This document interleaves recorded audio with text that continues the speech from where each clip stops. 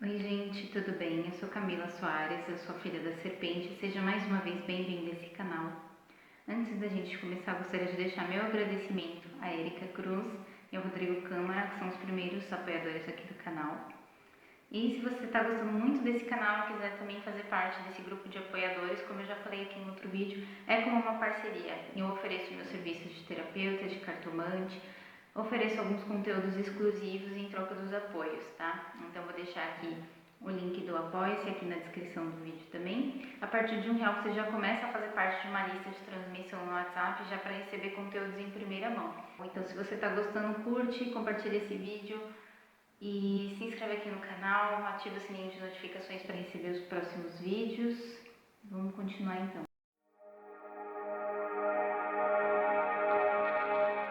Hoje eu vou falar um pouco sobre a minha experiência com Hare Krishna. É um vídeo que eu já estou devendo já faz algum tempo, né? E eu percebi, gente, que assim, para eu fazer um conteúdo legal assim para vocês com relação a isso, seria importante eu dar uma breve introdução sobre o hinduísmo mesmo, para vocês entenderem o que é o Hare Krishna no meio do hinduísmo, porque eu acho que assim, as pessoas têm um pouco de dúvida, talvez as pessoas não entendam muito bem. Então pode ser que esse vídeo fique cortado em duas partes, eu vou ver se eu vou separar em duas partes, se vai ficar um vídeo só um pouco longo. Mas eu recomendo você que tem interesse nesse conteúdo realmente assistir o vídeo até o final. Hinduísmo, né? Hinduísmo não é uma religião, mas uma cultura, né? Dentro daquilo que a gente chama de hinduísmo, existem várias vertentes, né? E lá na Índia, né, tem três principais correntes do hinduísmo, que é o Shaktismo, o Shaivismo e o Vaishnavismo. O Shaktismo está mais ligado ao Tantra, é um culto voltado para Shakti, que é para o feminino, é um culto menor, é um culto, na verdade, que ele é mais antigo, então hoje em dia quase a gente não ouve falar mais do Shaktismo, é como se fosse um xamanismo indiano. O Shaivismo também se assemelha muito ao xamanismo, porque o culto de Shiva está muito ligado ao culto dos mortos, né? Dentro da trindade hindu, que são os principais deuses hindus, que é Brahma, Shiva e Vishnu, Shiva é dentre eles o destruidor, o transformador, o destruidor de universos. Então, dentro da cosmologia hindu, o universo ele se cria, se preserva e se destrói para dar início a outros universos, né? E Shiva ele é o yogi, né? Ele tem muita relação com a questão da transcendência da matéria, né? E diferente das tradições ocidentais, no hinduísmo, o feminino é o polo ativo e o masculino é o polo passivo, né? Então, ativo é a Shakti, né? Passivo é Shiva. E Shiva, ele realmente ele tem esse aspecto de xamã, de morte e renascimento, então ele está muito ligado ao xamanismo. Os cultuadores de Shiva, os Shaivas, eles praticam muito o ascetismo, né? Que eles fazem muitos jejuns e práticas corporais extremas para alcançar uma expansão de consciência. E tem alguns cultos assim que são relacionados ao cemitério e realmente ligados aos mortos, que acontece até umas coisas meio sinistras assim, né? E o Vaishnavismo, que é a corrente da qual deriva o movimento Hare Krishna, é o culto a Vishnu, que é o preservador, né? E Vishnu, né, segundo a mitologia, ele encarna na Terra de tempos em tempos como um salvador da humanidade, um avatar, né? E um desses avatares, se não o mais importante deles, ou o último deles, né, teoricamente, seria Krishna. É importante a gente saber também que dentro da mitologia hindu, a gente tem esses três principais deuses, né, que é Brahma, Vishnu e Shiva, e eles três têm as suas Shaktis, né, que são as suas deusas correspondentes, são as suas consortes ou esposas, né, Brahma com Sarasvati, Vishnu com Lakshmi, que depois vai ser Krishna e Radharani, né, na encarnação aqui na Terra, em Vrindavan, e Shiva com Parvati, e Parvati vai também ter aí relações com Kali e com Durga, como se fossem faces dessa mesma deusa, tá? Mas são várias interpretações, porque temos uma vasta literatura, né? Tem a literatura védica, tem os Vedas e também tem outros livros, como os Upanishads. Então, cada livro, às vezes, vai trazer a mitologia sob um aspecto. Então, Brahma praticamente não tem templos, né? Porque dentro da mitologia Brahma, ele cometeu ali alguma ofensa aos deuses e foi designado que ele não teria templos nem cerimônias, mas geralmente Brahma é o primeiro a ser louvado em todas as cerimônias, né?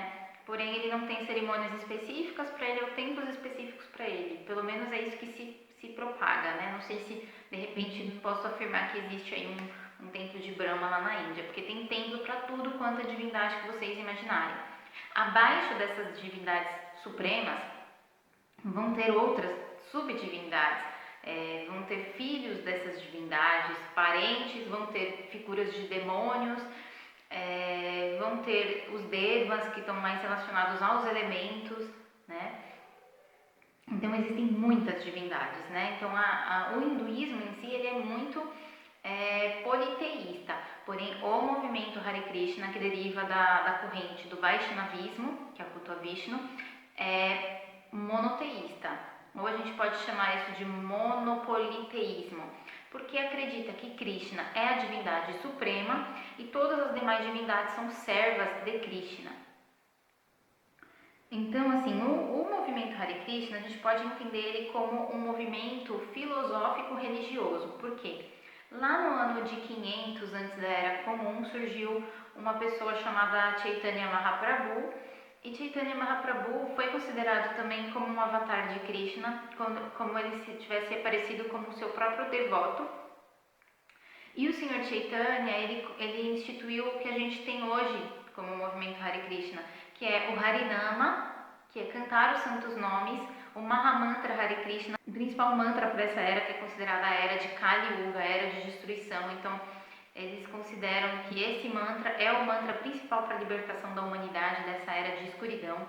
O Sankirtana, né, também, que é aquele canto devocional e congregacional que transcende a região da casa ou dos templos, porque antigamente os brahmanes tinham muitos rituais muito rígidos, né? Era só dentro da sua casa ou era só dentro dos templos. E aí o Senhor Chaitanya vai vir e vai dizer que não, que todo mundo pode cantar Hare Krishna, que Hare Krishna é para todo mundo, e vai começar esse movimento de pregação, né? Então, o movimento Hare Krishna seria isso, dentro, né, dessa corrente, uma sucessão discipular que começa, eu não lembro exatamente com quem, eu não lembro se é com o Senhor Chaitanya ou se é com alguma outra pessoa, aí alguma figura, eu não lembro mais, mas existe uma sucessão discipular de gurus, né, de pessoas iniciadas, onde quem não é iniciado dentro dessa corrente é desconsiderado para a tradição. Então, existe um pouco de sectarismo, né, dentro do movimento, quando a gente entende que qualquer outra vertente hindu que tem um guru, esse guru para eles tanto faz, não consideram como guru, só consideram guru se é dessa linhagem. Dentro dessa linhagem, lá nos anos 70, vai ter uma figura muito famosa que é Srila Prabhupada. Srila Prabhupada foi quem popularizou o movimento Hare Krishna no Ocidente. Então ele com 60 para 70 anos vai vir para os Estados Unidos para propagar a consciência de Krishna. E ele vai chegar bem na época do auge do movimento hippie, né? E esse movimento das pessoas usarem drogas para expandir a consciência vai trazer um novo olhar sobre a expansão de consciência, onde as pessoas vão começar a expandir através de mantras, do êxtase dos mantras, né? E você vai ver aí música dos Beatles falando de Krishna. Então vai ser uma figura muito importante, assim, culturalmente, né, para esses anos 70. De conversas que eu tive com pessoas, né, Hare Krishna, muitos punks, né, se converteram ao movimento Hare Krishna, né. Até conversei com uma moça numa comunidade Hare Krishna, que ela falou que no começo você ia nos templos e você via várias botinas, assim, né, vários coturnos, porque muitos punks viraram Hare Krishna. Inclusive essa moça que falou comigo, ela era punk e virou Hare Krishna. Por quê, gente? Porque o Hare Krishna ele vai vir com vários conceitos interessantes ali do hinduísmo, como a não violência, né, que também é uma coisa que é praticada no budismo. Para quem não sabe, o budismo ele é uma derivação, né, do hinduísmo também. Seria um movimento protestante ao hinduísmo, mas enfim, vai ter essa questão da não violência, do vegetarianismo, vai ter essa coisa da prática de mantras, e vai ter uma cultura muito assim, uma cultura de paz mesmo. Eles realmente propagam uma cultura de paz, uma cultura de amor, Krishna é uma deidade que traz essa figura de amor. Krishna muitas vezes é retratado nas mitologias como uma criança de até 16 anos.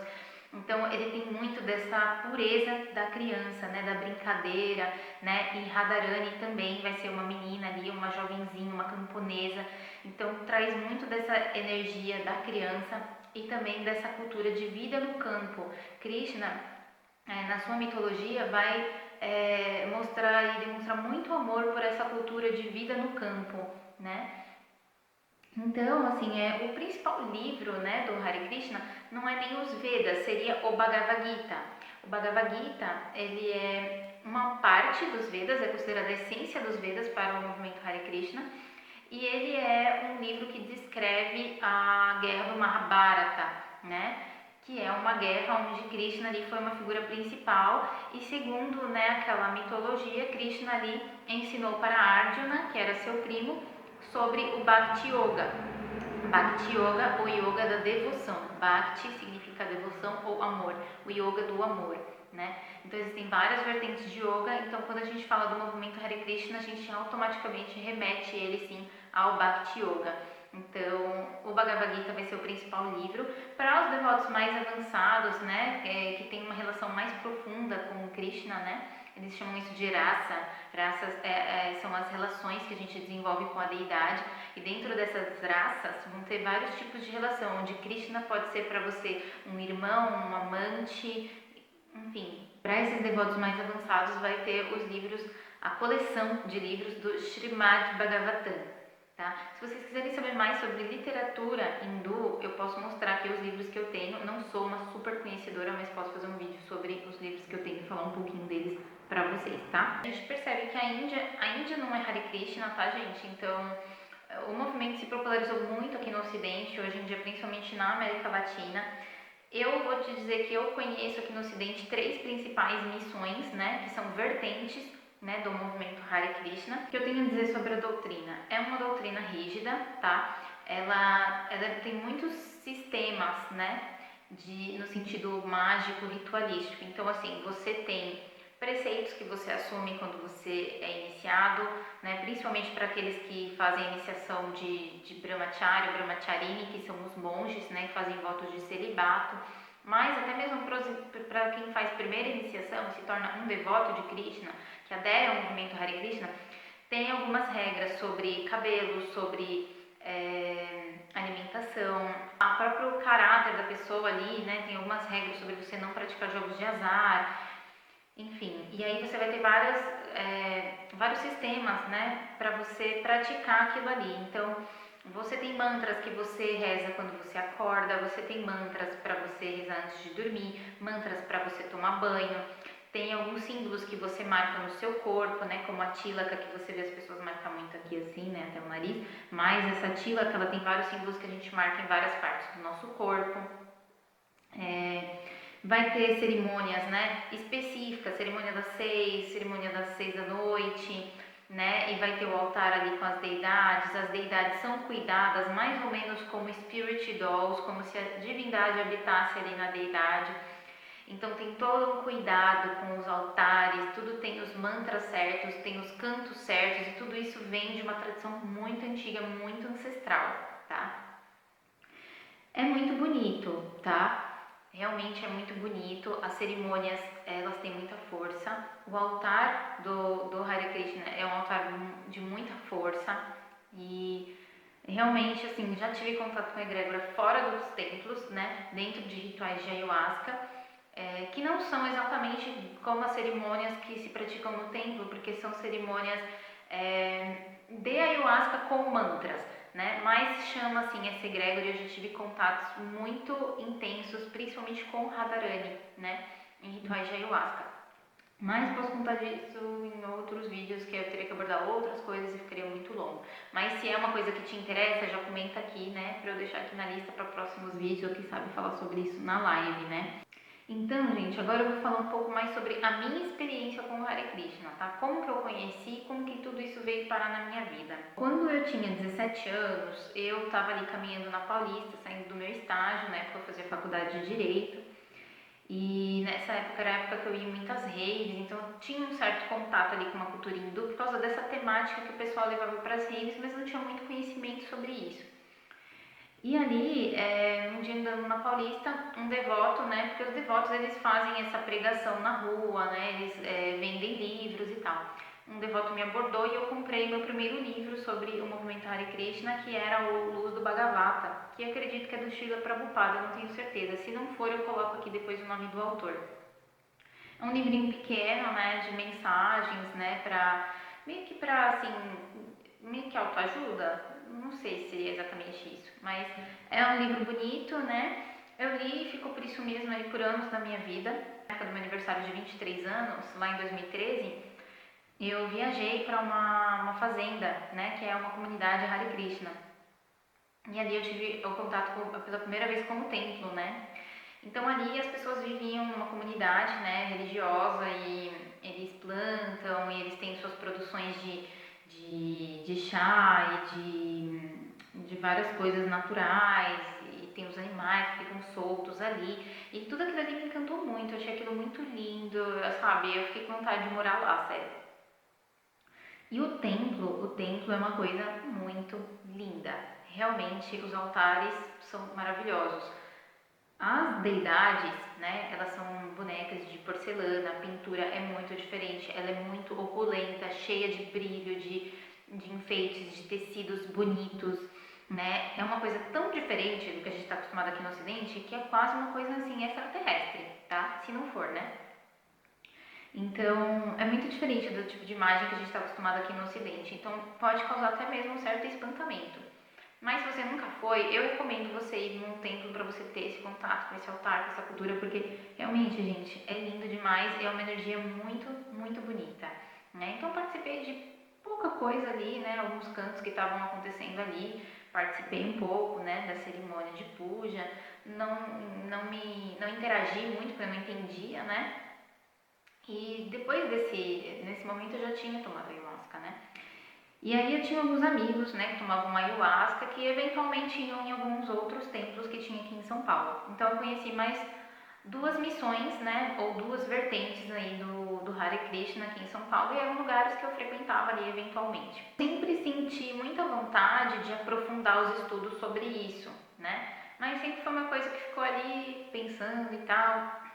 E aí eu nunca tinha tomado essa decisão de realmente fazer parte disso. Em 2015, né, eu tinha recém saído da Umbanda, né, tava conhecendo outros espaços de ayahuasca. E eu participei de um ritual de ayahuasca do Sagrado Feminino, que não tinha nenhuma relação com o hinduísmo ou com Hare Krishna. E nesse ritual teve um momento onde eu tive uma miração, que eu ia até a casa de uma anciã, né, de uma abuela, e ela ia me dar um presente. E daí ela botava um presente na minha mão, e quando eu olhava para minha mão, eu via uma japamala do Hare Krishna, que era uma japamala de madeira de tulsi, né? Para quem não sabe o que é japamala é um cordão de contas de orações. E eu entendi aquilo ali como um sinal que sim, eu precisava aprofundar aquilo ali, precisava conhecer aquilo ali melhor. E eu resolvi começar a escola iniciática, em uma dessas vertentes, um desses templos que eu conheci em São Paulo. A escola iniciática é um cursinho, leva mais ou menos uns 2 meses, se eu não me engano. Você vai lá toda semana e eles vão te ensinar o básico da doutrina para você, se quiser, fazer parte daquilo ali. Se eu não me engano, na última aula é como se fosse um retiro. Eu não cheguei a ficar no retiro porque eu não quis dormir lá, eu não lembro na época por que eu não quis dormir lá, mas eu fiquei tipo quase 24 horas lá. Cheguei bem cedinho, fiquei até de noite, voltei pra casa, cheguei no dia seguinte cedinho, fiquei o dia inteiro lá de novo. E aí quando você termina, você tem a opção de ser iniciado pelo guru. E só que eu não tinha certeza, né, se eu queria ser iniciada por aquele guru, porque era assim, cada templo tem um ou dois gurus, né, que estão relacionados à missão. E aí ali eu fiquei muito em dúvida, tipo, será que eu quero ser iniciada por esse guru, que é só esse guru que tem aqui, né, ele que vai estar aí, eu vou acabar sendo iniciada por ele. E aí eu comecei a colocar essa intenção de que Krishna me desse essa intuição de quem seria o meu guru, né? E comecei a colocar essa intenção na minha prática de japamala. E aí no dia, ia ter um dia que ia estar o guru da missão, ia vir, né, de outro país, ia estar lá no templo naquele dia, exatamente quando eu tinha terminado essa escola iniciática. E justamente nesse dia eu acordei pela manhã sentindo saudades de um outro templo que eu não ia há um tempo. E aí eu pensei, bom, vai ver um sinal, vou ver se está tendo alguma atividade lá. Quando eu fui olhar, no mesmo dia ia ter um outro guru da outra missão que também ia vir lá da Índia e ia estar lá naquele dia. Aí eu falei, bom, então eu vou ir lá conhecer esse guru, né? Bom lembrar aqui também, gente, que quando eu comecei essa escola iniciática Hare Krishna, eu tinha acabado de sair da Umbanda. Para quem não sabe, essa história eu conto mais aqui. E eu estava com a minha mediunidade muito desequilibrada. Qualquer coisinha me dava tremelique. E as práticas de mantra, do Hare Krishna no geral, elas me ajudaram muito, muito, muito, muito. Me equilibrou demais, assim. Ao ponto de eu pensar, será que eu ainda sou médium? Porque eu não sentia mais nem a presença dos meus guias. Porque eu estava, na verdade, trabalhando com outra egrégora. Só que eu não tinha muito entendimento disso, né? Quando a gente trabalha com universalismo, as egrégoras vêm e vão, né? E às vezes isso pode gerar um estranhamento, mas isso é um tema também que eu gostaria de contar para vocês mais em vídeo em outro momento. Então, né, eu resolvi ir lá conhecer o guru e a priori eu não tinha certeza se eu queria ser iniciada ou não, mas eu queria conhecer o guru e eu não falava inglês e uma devota me levou até lá para conhecer o guru e aí chegou que na hora surgiu uma coisa de você quer ser iniciada? E aí eu acabei entrando nessa onda e falei, não, vou ser iniciada. E aí eu recebi a minha iniciação Harinama.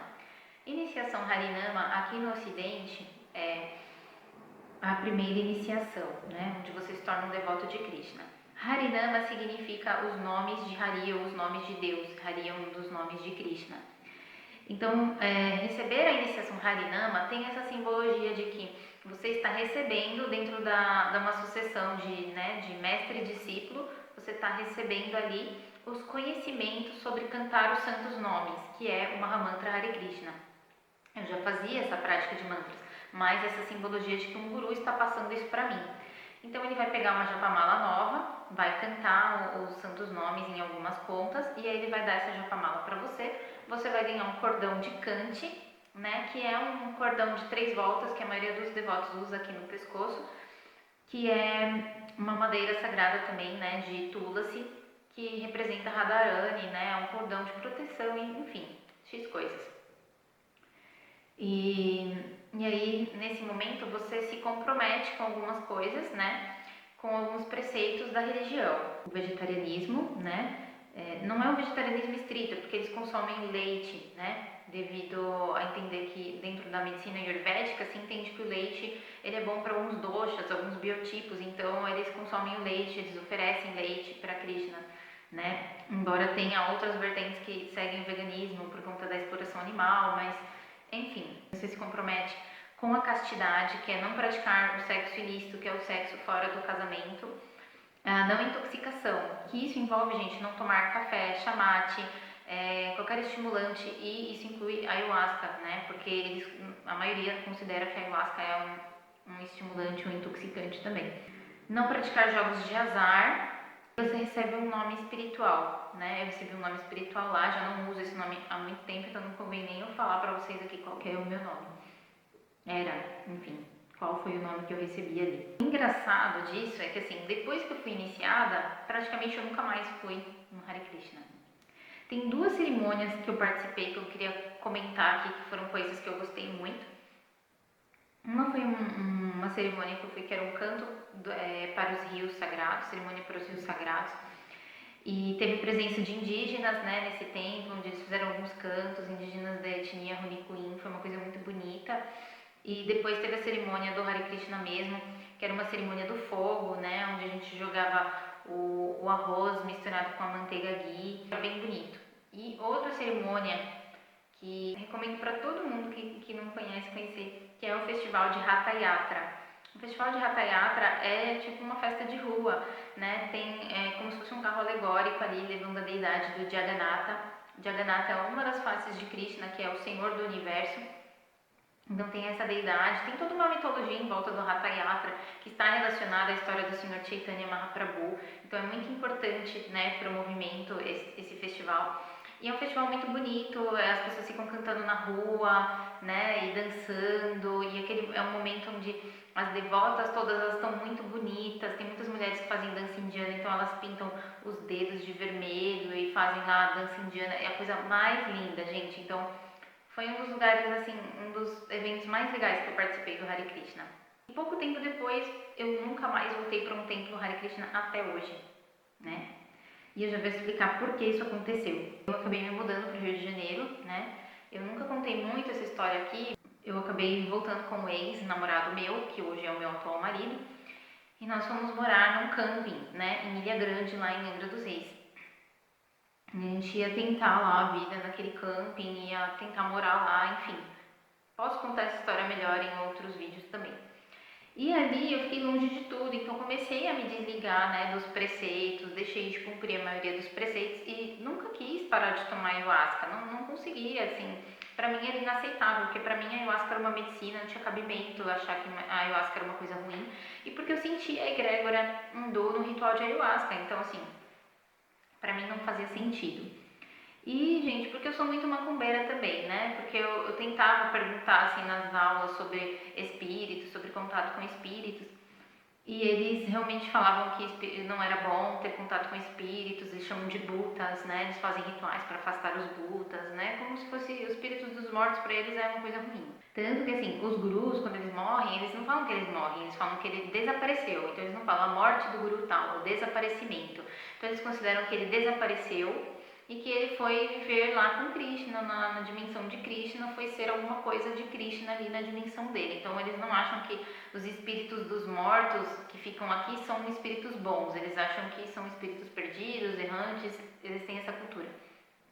Inclusive eu ouvi relatos, né, de pessoas que moravam em templos e tinham processos mediúnicos e era tratado como esquizofrênico, como se fosse um problema, né, e tinha muito preconceito. Mas na Índia existe manifestação de deidades, tá, de divindades, como se fosse uma incorporação, meio que como aquela coisa do candomblé, né, fala bem grosseiramente, tá, gente, porque não é uma incorporação de um espírito, mas de uma divindade. Então, se você pesquisar aí, joga no YouTube, Kali Possession, talvez você veja aí a incorporação no culto de Kali. Fui me afastando cada vez mais e pouco tempo antes de eu me mudar para o Rio, foi quando eu conheci realmente o Santo Daime. Foi a primeira vez, foi lá em 2015, foi a primeira vez que eu fui numa igreja do Santo Daime. Fui algumas vezes em igrejas do Santo Daime, no Rio também fui em uma igreja do Santo Daime. E o Santo Daime foi uma coisa que me pegou, assim, demais, né? Foi quando eu entrei naquele processo de fanatismo que eu já comentei nesse vídeo aqui com vocês. Então eu fiquei muito cristã, apesar da minha consciência universalista e tal, eu fiquei muito cristã, muito mesmo, gente. E aí, assim, eu acabei realmente me separando mesmo dessa egrégora, né? Apesar de que isso ainda era presente, até hinos que eu recebia tinham alguma conexão ali com aquela egrégora, hinos que falavam de Krishna, de Shiva, ainda eram presentes nas minhas canalizações. Nos meus rituais também, sempre foram presentes. Nesse meio tempo, eu sempre pensava, será que eu mando uma mensagem para o meu guru? Porque de tempos em tempos eu sentia saudade dos templos, da egrégora, e pensava sempre em mandar um e-mail para o guru, sempre pensava e acabava não mandando. E assim, eu deixei de usar o nome, né? Deixei de praticar os preceitos e comecei a considerar que não sou Hare Krishna, mas tenho isso dentro de mim, tenho essa devoção ainda, como no caso da Umbanda, né? Eu saí do movimento, mas o movimento não saiu de mim, né? Então os dogmas, toda essa parte negativa, eu abro mão e fico só com aquilo que é essencial para mim. Então foi só mais ou menos há um ano atrás que eu realmente resolvi mandar um e-mail pro guru e foi tipo assim, um ultimato, vamos ver o que esse guru vai me dizer. E eu tava numa fase de depressão, né? Porque quem me conhece aqui já de mais tempo sabe que eu tenho depressão. Por mais que você tenha épocas da sua vida onde ela não se manifesta, em algum momento ela vai se manifestar. Eu posso fazer um vídeo falando melhor sobre isso, porque para a medicina tradicional isso não tem cura, mas eu tenho um outro entendimento sobre isso, onde eu acredito sim que a cura é possível, tá? Mas eu não quero falar muito sobre isso agora. É mais para eu dizer para vocês que assim, sim, eu tenho depressão, tá? E isso não é falta de Deus, isso não é porque eu não tomei ayahuasca o suficiente ou porque eu não sou merecedora. Simplesmente eu vivo urbano, totalmente separado da natureza, né? Fui criada com essa consciência de separação e isso é como uma doença, tá? Isso gera doenças nas pessoas. Um ano atrás, então, eu estava na época de crise, de depressão, e eu resolvi mandar um e-mail para o meu guru e falar que eu não estava muito bem e quis abrir meu coração, falar sobre as práticas que eu fazia, sobre o sagrado feminino, sobre o xamanismo, sobre a ayahuasca. E a resposta dele foi bem crua, foi tipo, cante os santos nomes e venha me encontrar. E aquilo ali foi a deixa pra mim de que, não, definitivamente eu não quero mais fazer parte disso, sabe? E aí eu acho que cabe aquela reflexão, né? Existe uma coisa dentro do movimento Hare Krishna, tem uma palavra que eu não me lembro o nome agora, mas ela é considerada ofensa. Então, toda vez que você critica, questiona ou duvida do caráter de uma pessoa, de um devoto, de um guru, de qualquer pessoa do movimento, você está cometendo essa ofensa e diz que isso é muito ruim, que isso gera karma, que isso é uma coisa horrível, mas eu não acredito mais nisso porque eu não faço mais parte dessa forma e pra mim tanto faz se eles acham que eu estou ofendendo alguém ou não, porque eu acho que é importante a gente questionar e a gente não pode questionar, a gente está sendo alienado da realidade. Então, aquilo me trouxe essa reflexão de, gente, será que na verdade essa ânsia por ter números, por ter muitos fiéis, não acaba fazendo com que as pessoas iniciem qualquer um, né? Não que eu era qualquer uma ali naquele momento. Eu sei que talvez tinha pessoas ali esperando muito tempo para conhecer aquele guru e tal, mas não era o meu caso, sabe? Eu não me arrependo de ter tomado a iniciação. Para mim, qualquer iniciação que a gente recebe é como receber uma bênção, então eu não me arrependo disso. Acho que é só mais uma parte da minha história, mais uma raiz ali para minha árvore. E eu sou muito grata, né? Eu honro muito, né, esse caminho. E com todos os problemas, né? Com todos os seus percalços, com todas as suas... Porque nenhuma religião é perfeita, tá? Mas com tudo, né? Eu aprendi muita coisa, foi benéfico para mim, né? Tanto em conhecimento quanto em experiências, tá? Mas eu acho que às vezes as pessoas acabam sendo iniciadas muito mais por uma necessidade de aumentar o número de fiéis e devotos do que realmente por um merecimento ou por uma afinidade com a doutrina, né? Então, o movimento Hare Krishna, ele é rígido e ele é patriarcal, né? As devotas que são monjas, elas usam até pano na cabeça. E quando você tem um deus homem, né? E por mais que ele tenha aspectos bem femininos, tudo gira em torno dele, né? Todos os outros deuses são devotos dele, então é um monoteísmo, é patriarcal e é um tanto fanático, tá? E eu demorei um tempo para perceber isso. E aí, esse ano, eu fui descobrir que num dos templos onde eu frequentei, que foi onde eu fiz escola iniciática, aconteceu uma coisa muito triste, que começou a surgir várias denúncias de abuso sexual ao guru da missão. E isso me deixou muito chocada, né? Então, assim, pessoas que tinham nome espiritual, que eram devotos próximos do guru, começaram a deixar o movimento, deixar seus nomes espirituais. E eu acredito que isso deve ter sido um luto muito terrível para essas pessoas, né? Inclusive, eu quero até dizer, se tiver alguém aqui vendo que fez parte disso, sabe do que eu tô falando, queria deixar aqui meus sentimentos realmente para essas pessoas, porque eu acho que é um processo de luto. E assim, o fanatismo é tão grande que homens do movimento estavam ofendendo e deslegitimando discursos de vítimas, né? E isso a gente sabe que acontece nas religiões, isso é uma coisa horrível, né? Então isso é muito triste. E isso reforçou mais ainda a ideia de que não quero fazer parte disso. Veja só o que acontece quando as pessoas querem ser celibatários, querem seguir doutrinas ao extremo, querem pregar uma coisa muito importante. O Hare Krishna prega muito a libertação do mundo material, como se aqui realmente fosse um mundo de Maya, um mundo de ilusões, em que a gente tem que se libertar das coisas daqui. E vem muito disso, esse desejo que eu já tive de vender todas as minhas roupas e de só usar um pano. E eu já quis ser monja, já quis aderir ao celibato. Então, assim, eles pregam muito essa rejeição à nossa humanidade para que a gente transcenda, né? E nessa loucura de negar a nossa humanidade, as pessoas entram nesses problemas sérios, né? Que acaba gerando... Não estou justificando o abuso sexual com isso, mas Claro que isso também está relacionado. Claro que quando a gente nega aspectos da nossa vida, da nossa humanidade, a gente causa uma descompensação aí e isso gera vários problemas psicológicos. Se não fosse aquela intuição que eu tive naquele dia de manhã de ir para outro templo, provavelmente eu teria sido iniciada por esse guru aí que está sendo acusado de abuso sexual. Então, eu me sinto grata e abençoada por não ter passado por isso, mas não desmerecendo as pessoas que foram iniciadas por ele, porque eu conheci pessoas maravilhosas, né? Então, quando você vai no templo Hare Krishna, você vai ver pessoas amorosas, receptivas, eles vão te dar comida, né? Prashada, né? Que é comida abençoada lá. Eles vão te tratar muito bem, e assim, isso me cativou muito no movimento, né? Mas eu percebi que aquilo ali era só a ponta de um iceberg, sabe?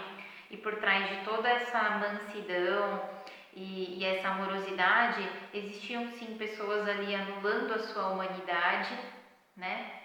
Anulando o seu pensamento crítico, né? E num reforçamento contínuo de rituais iguais e rezas iguais e repetições e seguindo aí um mestre espiritual sem poder questionar. E isso a ser uma coisa que realmente aliena pessoas, tá? Quero pedir desculpas se tiver alguém da religião aqui se sentiu ofendido com alguma coisa que eu falei. Quero dizer que isso é a minha experiência pessoal e pode ser que não ressoe com o que você sente. A gente precisa ter um equilíbrio, né? Claro que a gente não tem que ficar ofendendo a religião das pessoas, mas acho que já chegou um momento onde a gente precisa começar a questionar algumas religiões que pregam coisas que podem fazer mal de alguma forma para as pessoas.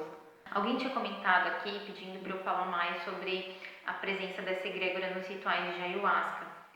Ficaria muito extenso, tá? Mas, assim, resumidamente, na maioria das casas você só coloca os mantras, eles só colocam os mantras. Mas existem casas que fazem cerimônias de puja, que é a cerimônia de adoração à deidade. Tem casas que tem as deidades lá. Porém, eu não conheci, né? Quem conheceu disse que é bonito, disse que é legal, porém também tiveram problemas ali com a casa, né? Tem coisas ali meio esquisitas, enfim. Então eu não vou ficar citando aqui nomes também, porque acho que não convém.